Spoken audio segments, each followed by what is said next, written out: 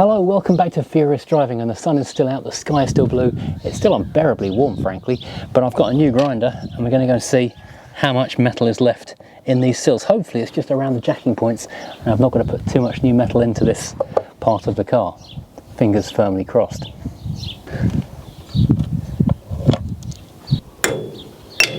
Another of the handy bits trays, keeping my car parts safe so I don't lose them for later on, which will be weeks and weeks away probably.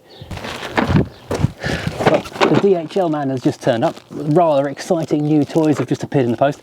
First of all, a pipe flaring kit, because this car, as we now know, needs all new brakes. So in the next week or two, I'm going to be learning how to make brakes, because I've never made brakes before. Looks slightly scary. All good. Isn't it exciting when new toys turn up? I'll have a proper look at this thing later on. This looks fairly simple. I mean, literally how hard can it be? Famous last words.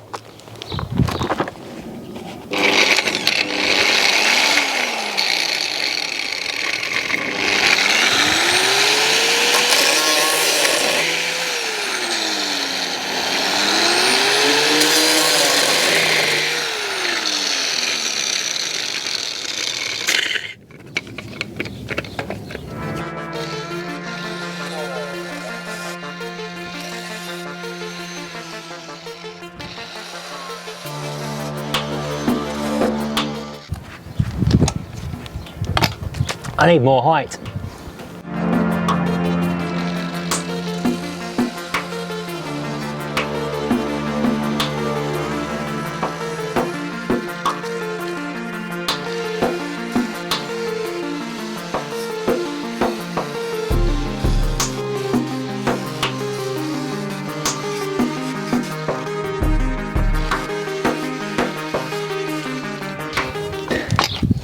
Right, well, it's actually not too bad a thing of a hole.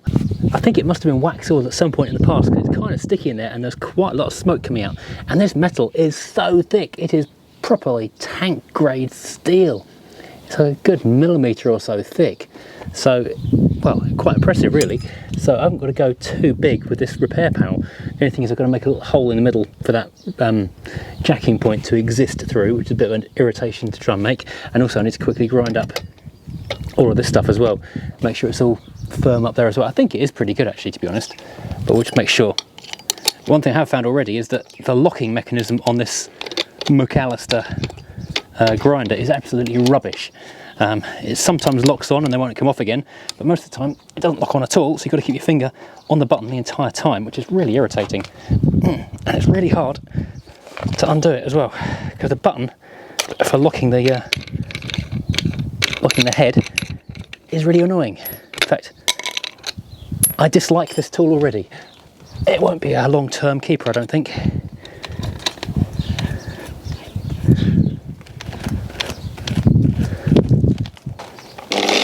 It's locked this time. That's it.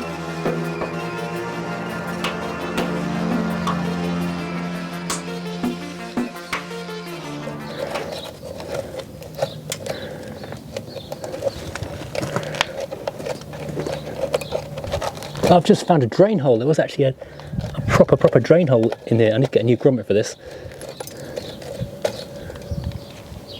Oh, it's not a drain hole, sorry. There's a drain hole that was plugged with a grommet, so I'm going to get a new one of these little rubber bungs in that case then, because that's handy for filling that entire sill with wax when we're done. Very useful.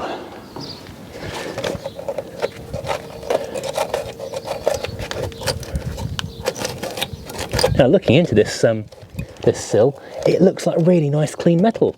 This car has survived incredibly well. I mean, it's a testament to how well the thing was built in the first place.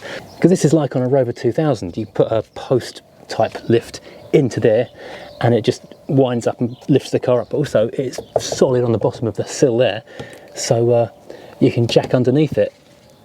Be good to get that sorted out. Oh gosh, it's warm. Right, let's whip this wheel off and do this little area as well.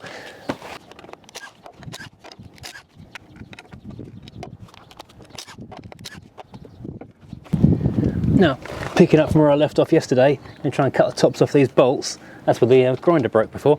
And then I can drill out the remains or use a pair of mould grips on them to get the old ones out. This is very much in the way. Oh, there's been collateral damage.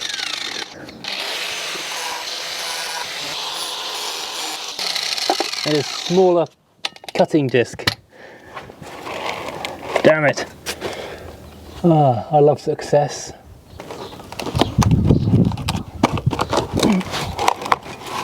Okay.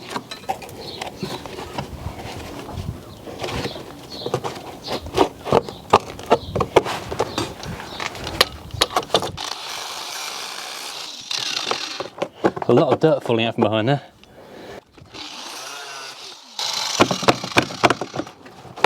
God dear, that's actually just full of mud. Right, got access to that big hole there now as well. These bolts are basically just crust.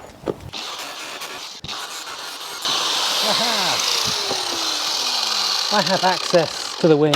Excellent. Right, so now I can see how big the hole is. And it goes into the footwell, but I can feel something plastic behind there. Don't want to set fire to that, obviously.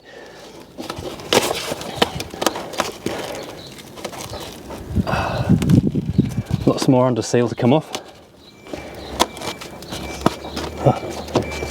Maybe it is the footwell. I'll have to investigate that in a minute. Something rubbery on the back of it I need to not set fire to. Sound deadening, I guess. And that must be the back of the footwell just there that I'm looking at. And that must be the trim on the inside. Let's have a quick look.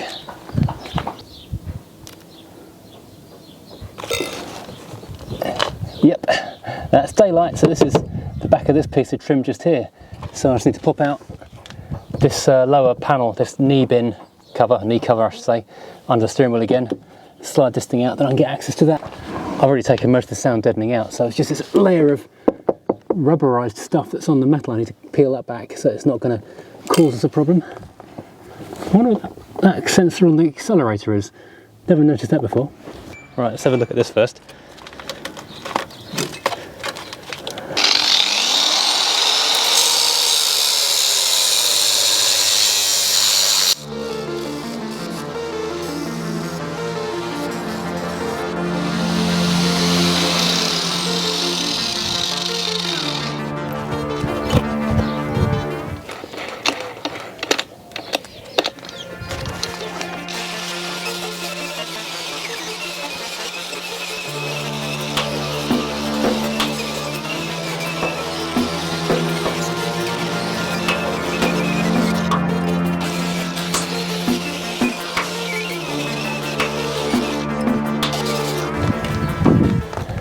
Right, well, that's not really any worse than I thought it would be. Just a little flat bit across the top with a end and a corner just to make it sit on there. This one though is actually a hole which I wasn't expecting, but I cannot believe how thick this under seal stuff is. It's horrible gooey stuff though. Where it's stuck to the car, it's protected it really well, but where it hasn't, it has caused problems. There's more, obviously there's more. That the end is missing obviously as well on this sill. Oh, that's not good. So yeah, I have to cut that bit back as well. Thought I found it all, never mind. I think I probably need to go and rebush the suspension as well at some point. Let's deal with everything else first.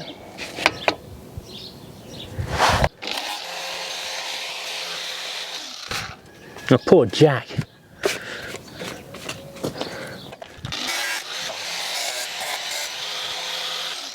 Got a wire brush on that. It actually seems to have rotted into quite a clean edge, weirdly.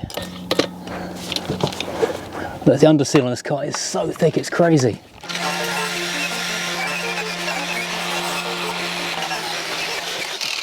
Right, this is actually holding or hiding even more nasties. That's all very crusty in the toe board there. Ah, damn. Oh no, I'm through the metal and into the under seal, the sound deadening rubber on the other side. There's no metal there at all. Damn. Oh man alive. I was literally tearing rubber off rubber. That's not good at all.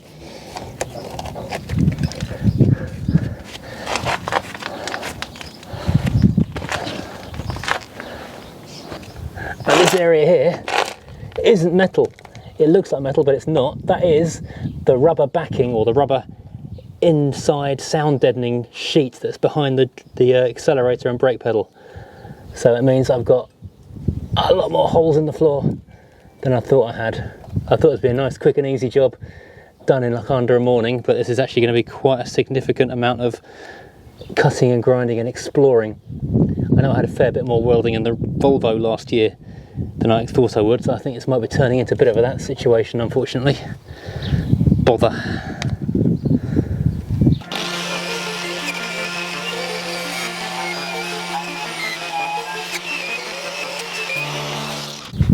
It's actually kind of weird under here, and that is, oh, there you go, I was struggling to see where the metal begins, and oh, that's not metal. Struggling to see where the metal begins and the rubber stuff inside ends, or vice versa. And it's, it's an absolute mess. That's all rubbery stuff, and the metal kind of goes to about there. I need to go, oh, it's horrible stuff to unpick. So I'm going to have to unpick all the stuff from inside the car. That's going to be a horrible job. I've got to find it inside the car first.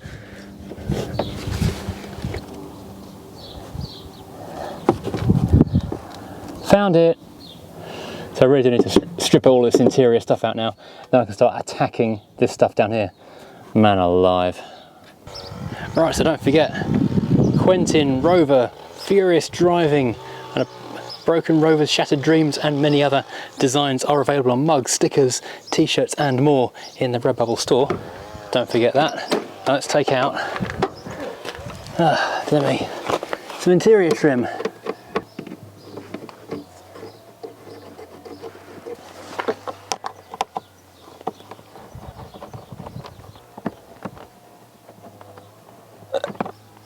That variable resistor just there does remain a mystery. I've never chased the wires back to anything, so I don't know what it does. There's power and earth going to it. I wonder if it must be some kind of speaker thing for the radio. It's all I can assume, splitting the audio to the front and the back maybe. This side kick panel mostly just unclips, but there's one screw down there which is very keen not to come undone. The multi-function release tool did the trick, whacking the end of the screwdriver with the hammer, and it's all free. And now I can see the beauty that is the holes in the floor and the bulkhead with clarity and ease. Oh, yuck. This is weird stuff. It's all one huge rubbery sheet of I don't know what. I don't know if it's painted in here or it's poured in afterwards or what. But there's this kind of I don't know what you call this stuff. It's like a tacky, rubbery, tarpaulin, sandpapery sheet. That's on the back over here as well. Oh, this is going to be horrible clearing the stuff off. It's a bit like the sound deadening that was in the bottom of the Volvo as well, which I had to remove with a knife in the end. Okay, so we've got access to the back of that hole, that's all clear. That one is not going to take any extra clearing. That one, okay, that's actually not too bad. Okay, the accelerator is screwed to the back of the rust. Or at least that, oh no, that's not the accelerator, that's the return spring for the accelerator is screwed to the back of the rust. There's a random fuse lying on it. Okay, so that is now clear, even if it's horrible. Oh man alive. So it's just that area down there. I reckon I'll just have to cut this area here out with a knife just to get access to figure out where the rust reaches to.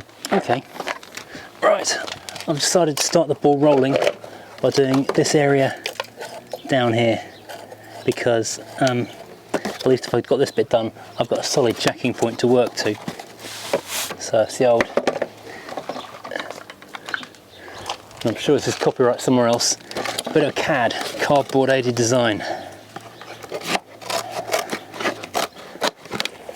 And I tell you what I'd really like right now is to have someone here doing this for me, because I'm not a huge fan of doing welding.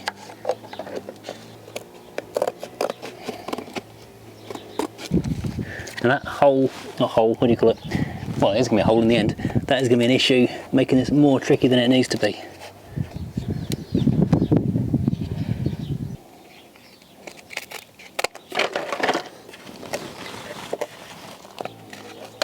Not quite sure I'm going to manage this particular hole situation.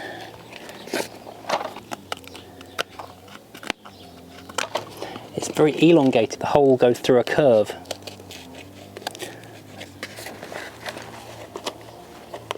Yeah, I think that's kind of it. What a weird shape to cut. Okay, let's go find some thick steel. Alright, this stuff is pretty thick, so I'm going to use this as a starting point. Hope I can actually cut through it with my ancient old shears.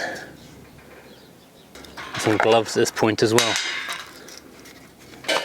Right.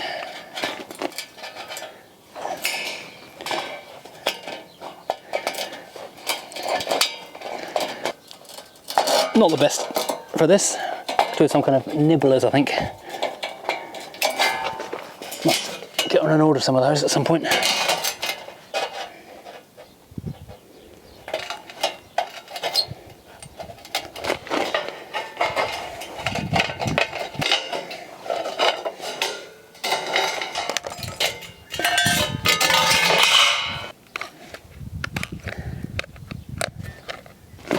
Right, how does that look?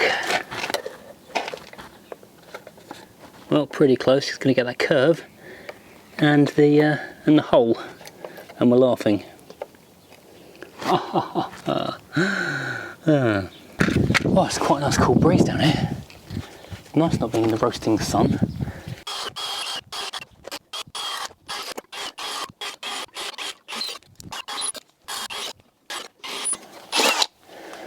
Oh, near enough. I'm going to snip the edges out with the clippers.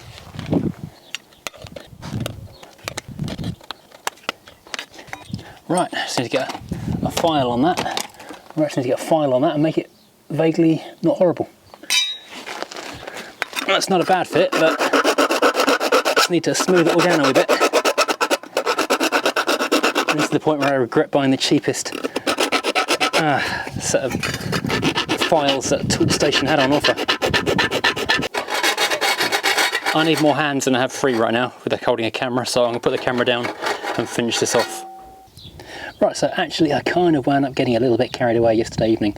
After I spent a long time filing this to about the right shape, I then moved over to try and get this into the right shape for the sill, which it turns out is not just a simple flat piece of metal with a curve underneath. It goes all over the place, and I was here for about an hour or so. As I was getting the curve right at the front, it would push the curve out at the back, and it was just driving me absolutely mad. So in the end I just went and grabbed the welder, tack welded it in places so I could then start sort of tapping it with a hammer, and eventually I got it all completely right. Gave it one extra tap here and dented it just there, but we're virtually there. So I completely forgot to go and get the camera. I was just kind of involved in doing this, but it does feel, well, I need to do the bottom edge still because I haven't put any welds on the bottom edge yet, and it also needs a little bit more adjustment. But yeah, we're kind of there on this one particular very small element of this large amount of welding. The battery is disconnected on the car. I've tweaked this up to a smidge more power to get a bit more penetration into the metal than last night when I was tack welding it in. Let's see if I can get a complete finish on this now.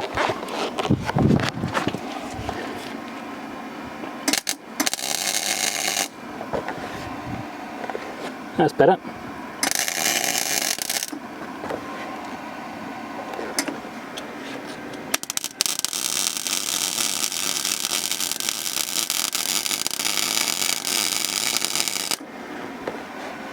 Oh, I've actually followed the line of the metal for a change.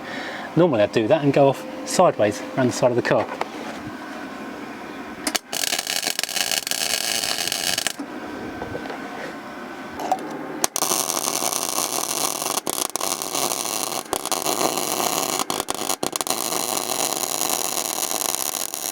Ow, I'm on fire.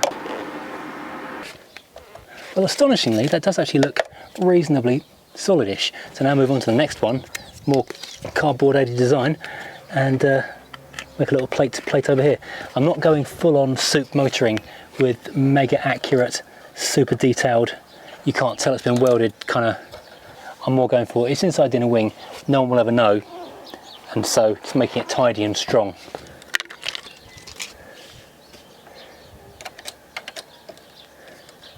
And hopefully not on fire.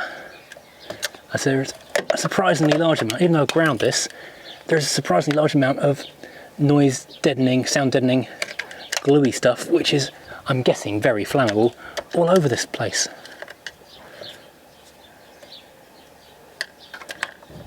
Oops, didn't want to drop that in there. Now that I've finished welding, there was stuff smouldering inside there which I couldn't do anything about. There is this stuff which is yellow, I don't know what it would be. I'm guessing it's either rust proofing or sound deadening, which is now melted a bit in the heat.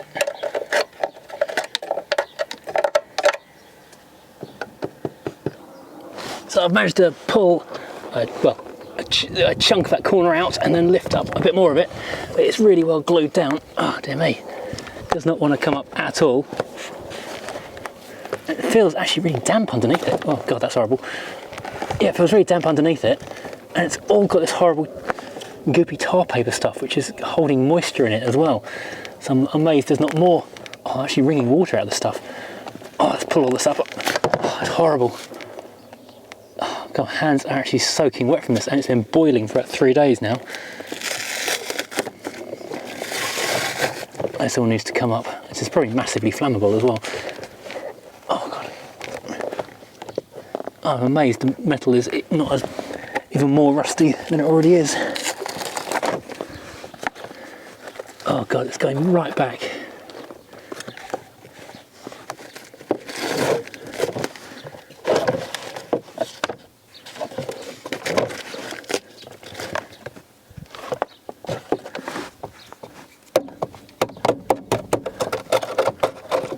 It also appears to be like a rubbery gooey layer of I don't know what that's bonded into the car as well.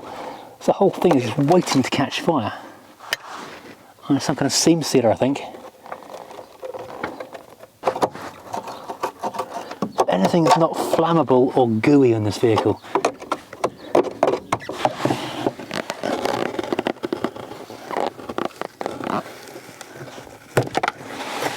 Oh, this is actually sopping wet. It's been 28 degrees for like 3 or 4 days, and this is still trapping nothing but gallons of water in it. Disgusting. Oh man alive. I'm really lucky this hasn't rotted even more. Oh.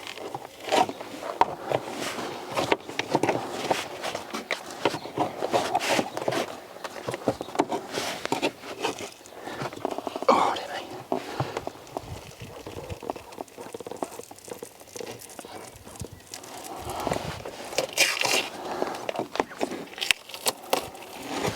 Loads and loads of this horrible sticky insulation underlay stuff. I've got a feeling it is massively flammable, so I just want to try it with a match.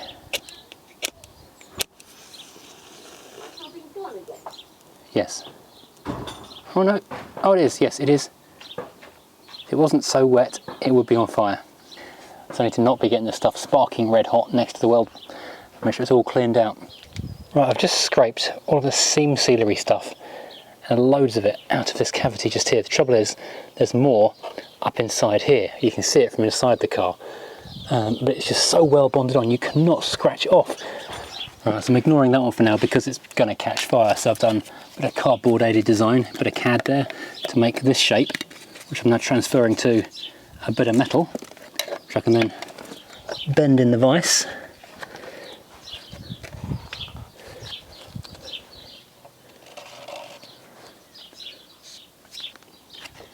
To make an intricate piece of soup level Mercedes in fresh steel insertion.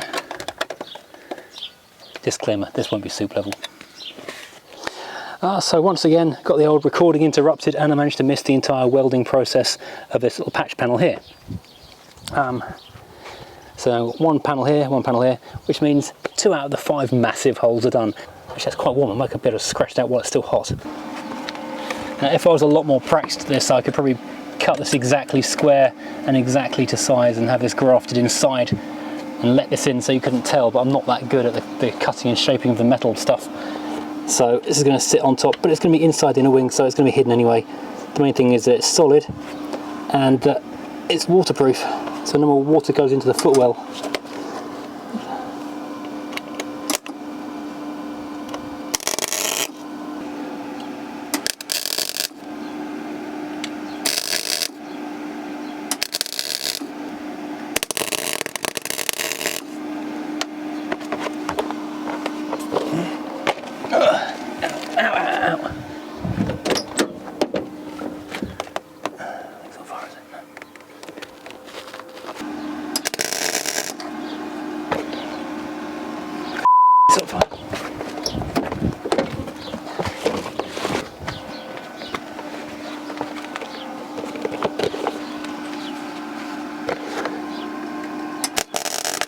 Right, so in terms of quantity of holes, that's 3/5, that's 60% of the holes taken care of. I mean, in actual terms, this is the easy bit. This one was quite a big hole, but relatively straightforward-ish.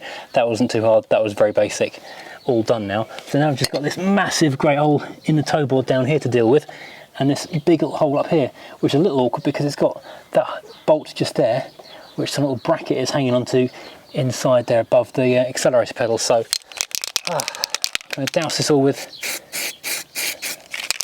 what is this, rust inhibiting primer. So hopefully the car won't rust massively in the next couple of days. It's a little late in the evening to be getting the grinder out and smoothing this all off, so I'll do that in the morning, right morning soon.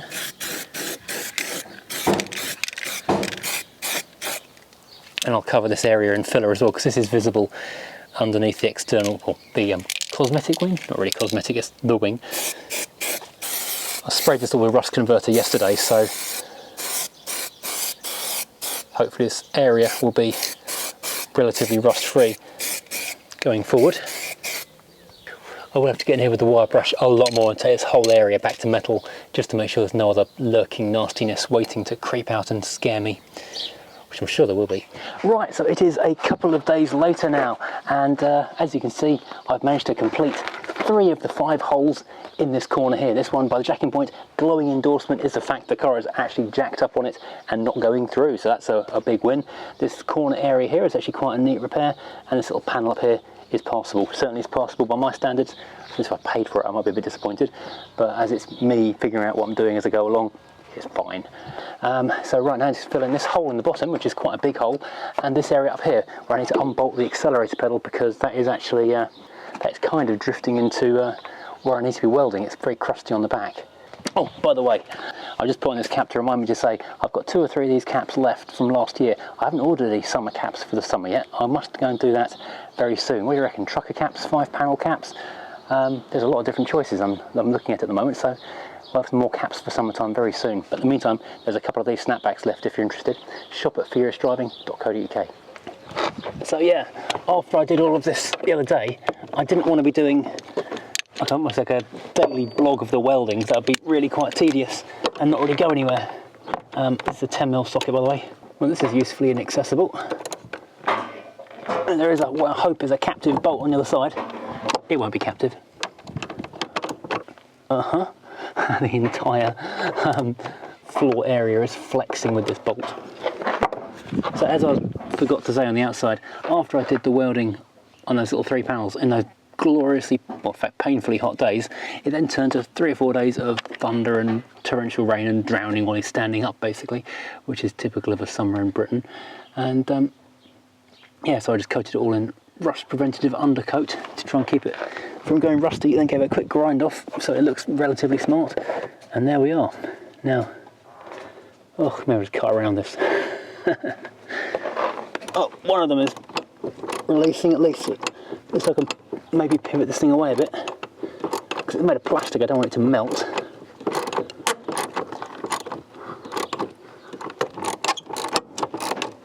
That feels like the captive nut isn't anymore.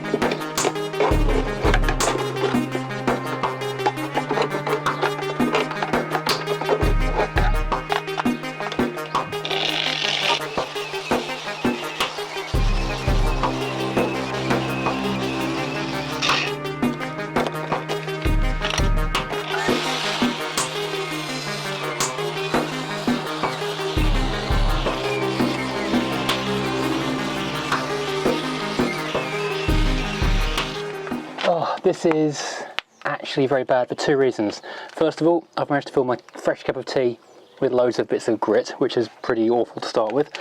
Secondly, and I've got the big under bonnet lamp thing out here to try and throw some more light on this. This rust